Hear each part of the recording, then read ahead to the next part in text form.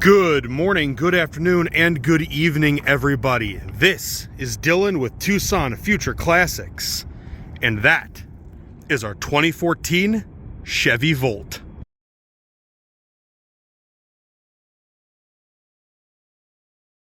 Chevy was the first to market in 2011 with a series hybrid, plug-in hybrid like this, where the engine is basically only a generator, and it was their, engineering tour de force, their tech demonstrator.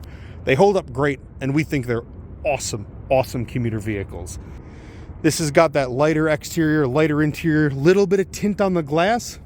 Perfect desert spec or SoCal spec car, which is fitting since this came out of Southern California. It's a one-owner car, and going through the Carfax vehicle history report, we're lucky enough to find that basically every maintenance item it needed was done at Chevy dealerships the whole life of their ownership, until they traded it in on a Tesla, and that's how we got it. Because Tesla doesn't keep any vehicles other than, I think, 2-year-old or newer Teslas. Any trade they get goes straight to auction. So they don't cherry pick the nice cars like a lot of other dealers do, so we love finding Tesla trade-ins. You've got a scuff here, a little parking bollard or something has gone into this corner, but this is a really pretty clean for its age and very well-maintained example of a first-gen Volt. So I can't wait to get inside. I'll take you under the hood, show you the generator. We'll jump in the trunk, show you where the charger goes and all that fun stuff. And then we'll get inside, touch buttons, and take it for a spin. Pretty clean up here, pretty simple. You've got your coolant reservoir there for the engine. You've got your air filter here, oil dipstick, oil fill, coolants for the battery pack, inverter, and electric motor. Your electric inverter and drive unit there, the Voltec system, and your brake fluid reservoir there. It's a 1.4 liter 4-cylinder. It does run on premium fuel, but it doesn't run all that often, so you'll still get some pretty spectacular fuel economy even when you're not relying on the battery.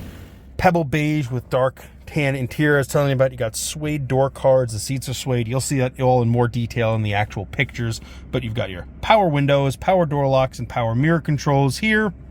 You've got your fuel door release there. I'm gonna roll this down, because before I even get to anything else, I need to show you this.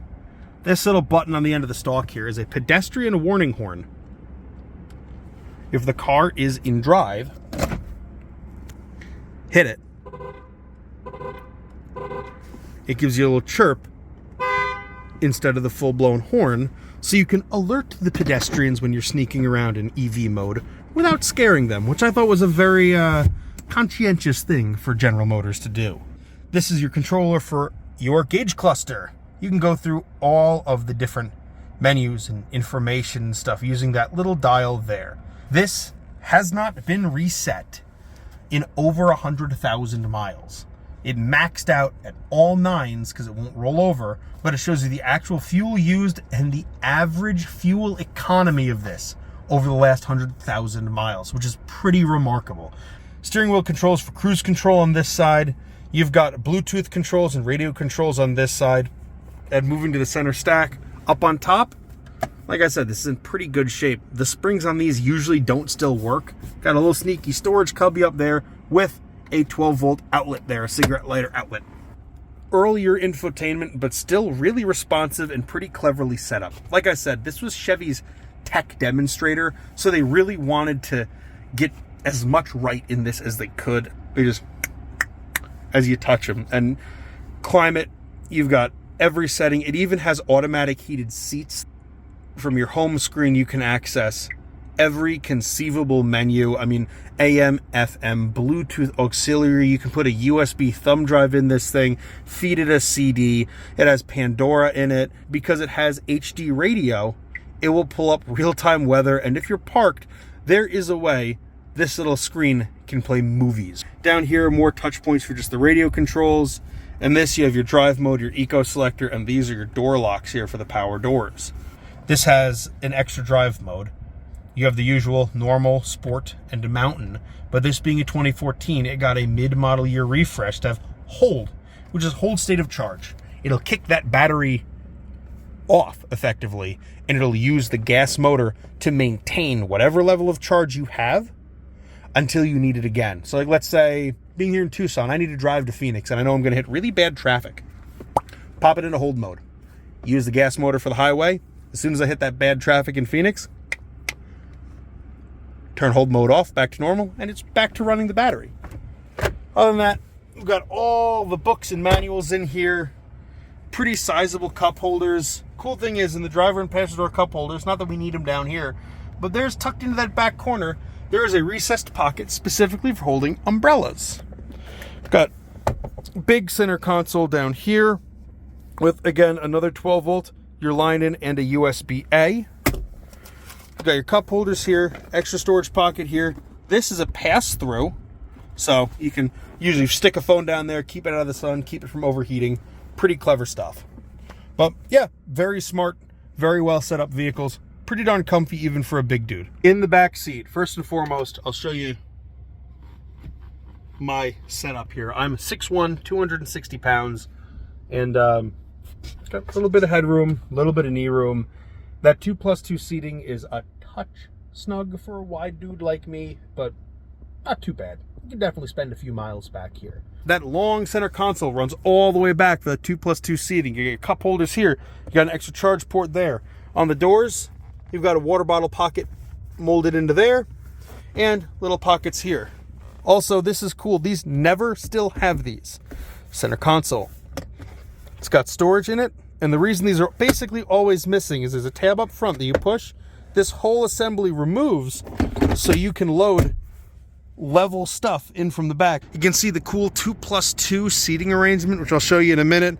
And back here, pretty good cargo space. Rear seats do fold flat. And under the trunk floor, we've got your 12 volt batteries down here, a little bit of extra storage here, and that at-home 110 volt charger we just tucked down there out of the way. Other than that, a little storage cubby here and here. Clean, simple, a lot of space. Running in EV mode right now, so it's super quiet, as you would expect. But that lets me show off how, composed this really is on these rough municipal roads. No suspension clunks, no real significant squeaks, rattles, or anything like that. As we cross over these railroad tracks, foot off the gas, it'll slow itself down stronger than you'd expect for a normal car because it uses the electric motor to slow down and puts charge back in the battery. I'm going to do a 0 to 40 to 0 for you all. Helps to show that there's nothing hiding in the suspension or the braking components because, well, under full acceleration and full anti-lock braking, you can't really hide anything. So we're just about clear. 3, 2, 1, go.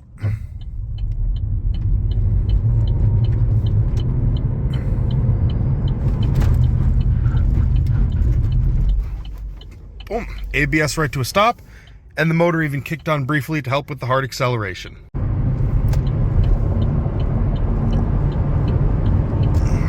Get up to speed. Hear that gas engine kick on to kind of help us along. Cruise control is set. And humming along, getting off the off-ramp. Let that electric motor slow you down and put a little extra charge back into the battery pack. They're very, very clever little machines.